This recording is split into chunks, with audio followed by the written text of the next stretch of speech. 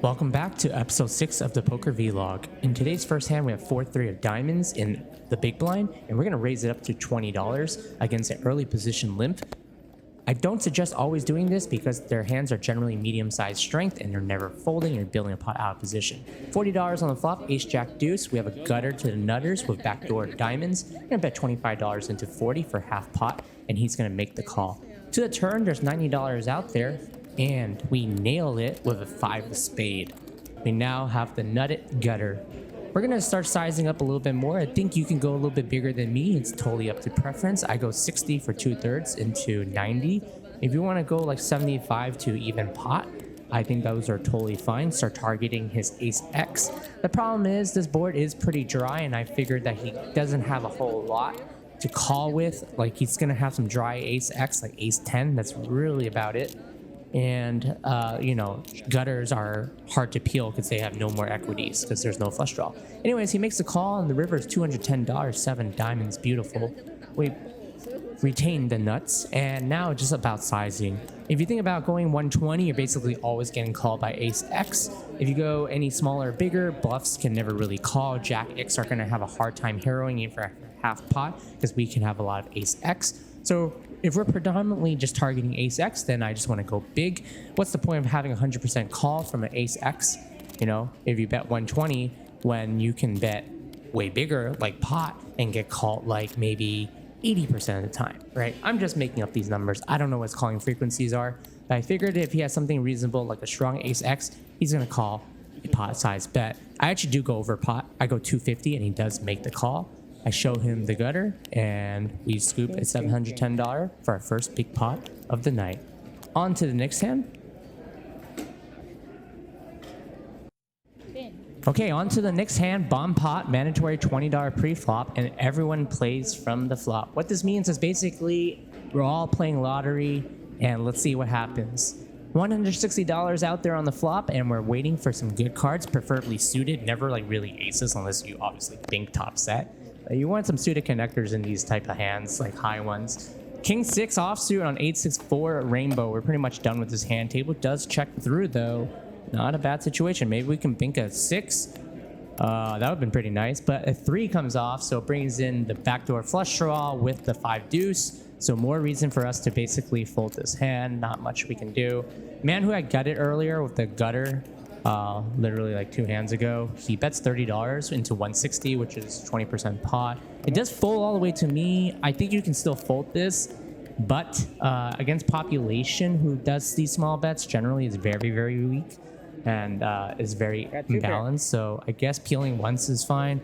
On the 8, diamonds is actually pretty good because he's not going to have a lot of ace X on the flop that checks back in that position. I think players generally overplay their top pair multi-way bomb pots. So on to the next hand, we have King Jack offsuit in the late position in the cutoff. We're going to raise it up to $20. Try to win some lunch money, take down the blinds, and let's just see what happens. We got a very playable hand in position. We get called by this Asian deep stack reg. I assume he's capable and winning, so those are something to keep in mind. This is our frequencies, about 30% check and 70% c-bet. He checks to us, we c-bet 70% of the time. I go for the c-bet, half pot.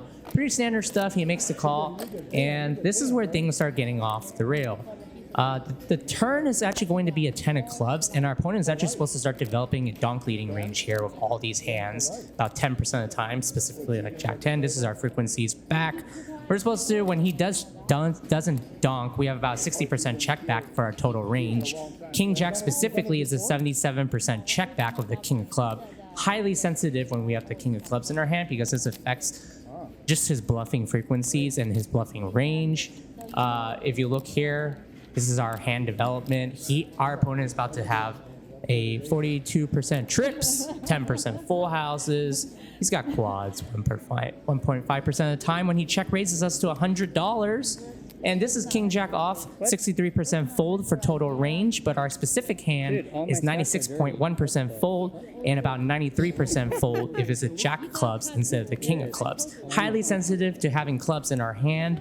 So therefore, we should probably fold when we have a club and hero call King Jack when we don't have a club. However, I take the least desired route and I call with the lowest frequency. I don't even know if that's really capable. It might be like those, like, I don't know, whatever noise But I do make the call, and on the 4 of spade now, because I took such a low percentage line, now that I'm here, it's actually, I don't actually believe in what this is saying, because it says with king of jack, king of clubs is actually 90% call on this river run out once he bombs pot 300 into it. And it actually wants me to fold the heart variety and diamond variety more often, which seems counterintuitive to me. And I looked through his ranges for like 20 minutes late at night, like at midnight yesterday. I sent a message to my friend. I said, you play with this guy a lot? He says, yep. I said, how bluff capable do you think he is? Just wondering. He says, pretty knit. I said, fuck my life. Okay. And he says, way under bluff. I really messed up. I make the call after finding out he way under bluffs, and he shows me queen 10 offsuit here. So yeah, if my opponent's way under bluffing, and just never call there ever. Just give it up. On to the next hand, ace jack of diamonds. I'm gonna raise it up to $15. Pretty nice hand after I just gave away $310. This guy overplays his hand. He's a middle white aged man in, I believe, seat 4 in the middle top right, 1 o'clock. On this board texture, I'm gonna bet $20 into 10-9-5 rainbow. We have backdoors, everything, so we have a lot of playability. He's gonna make the call for $20, bringing the turn to $70. And the beautiful turn, the best turn ever, queen of diamonds. If he has jack X, he can stick around. We can gutter him to the king, right? And just like win everything. We can hit diamonds as well. Even if he raises us, we're not going anywhere. We bet pot, and he folds. On to the next hand, king jack again. Okay, redemption time. Last time we played it pretty badly. This guy overplays button. He has about a 1K starting stack. Am I literally going against the same opponent again? I think I am. I'm gonna start with a check back, because you know, he's the pre-flop aggressor. He checks back. So it's not really I'm starting with check back. I'm just starting with a check. Turn is beautiful, because now I can have queen jack. You know, I can have jack 7. I could have I don't know how often I'm a 7-6, because he's on the button, and I don't know if I'm on the big blind or not. But anyways, I'm gonna start with a $30 bet, and he's gonna make the call, bringing the river to $90. And it's a 4 of clubs, pretty bricks out. 4 of clubs doesn't change anything, and now I can't win. And I know for a fact he doesn't have a straight, because if he had a straight, he's the type of player to, you know, go for some value, like protection, because there's hearts. Not go for value, but protection. Sorry, it's completely different things. So because I know he doesn't have that, I'm just going to 2x pot, go 180 into 90, and really make those one pair fold. On to the next hand, we got pocket 5s. Wait, that's not pocket 5s. Listen to the dialogue. It is me. The vintage player. I will say good things from now on. I will say only good things. What do you mean? What do you mean, general female? Yeah, Asian girls. Don't check race. Wait, was that right though? But you did have the best hand. I was trying to tell you my hand, and you say that I'm angry. That's how I will show my butt. But that's why I folded queens there. You saw it. I No, had because queens. ace is on the board. If ace wasn't on the board, you call. I called the turn. Yeah, because you cannot handle triple barrel. Don't say that. Don't say that. Now she's planning something. She's planning something already in her mind. Okay, these players on my table are like planning to triple barrel me. Something to keep in mind. They accused me of saying that Asian girls can't triple barrel without the nuts, so they got a little bit offended. And I assume it is offending. It's like, you know. Anyways, on to the next hand. That's important to keep in mind, because that hand information will come up later. We have pocket jacks in this hand though. Fun rec opens 25. I 3-bet 75. Pretty standard. He makes the call. 150 to the flop. 9-7-5. 3 diamonds. He checks to us. Clear as day, check back. We don't have a diamond in our hand. And if you look at the frequencies here, actually you can bet here small about 22% of the time, surprisingly. Because it makes sense as a 3-bet pot. It's not that often people are going to have flushes. 3 of clubs, and now he c-bets 105, so 2/3 pot. And this is what our thing says. 60% call, 40% fold. 60% call, 40% fold. When you have a diamond, it's 100% call. I jam. I don't listen to what solver says. I jam, and he snap calls me.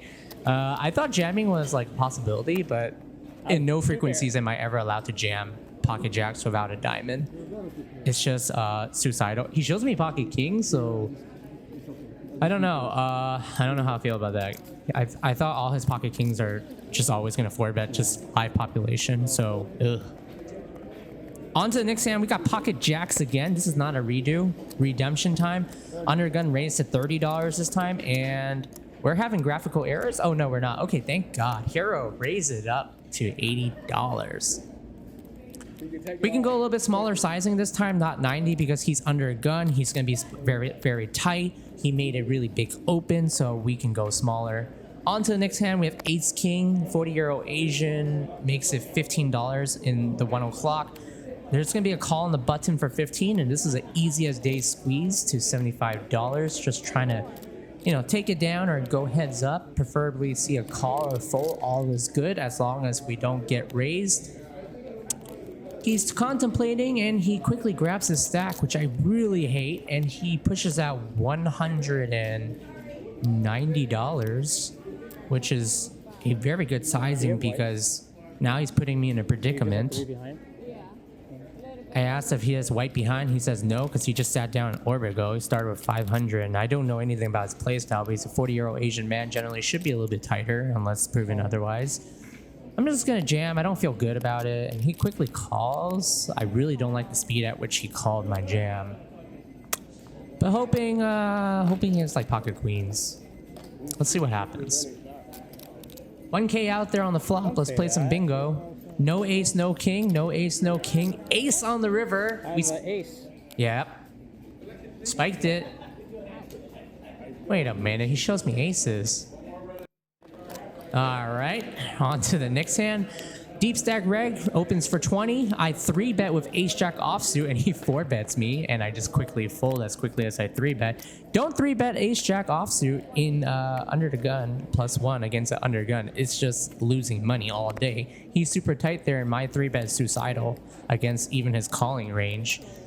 Anyways, on to the next hand. I guess I'm starting to tilt a little bit, and I'm playing 8-4 on the button. I'm calling instead of 3-betting. I prefer a 3-bet than a call against Fun Rec. Isolate, don't let other people in. But I make the call.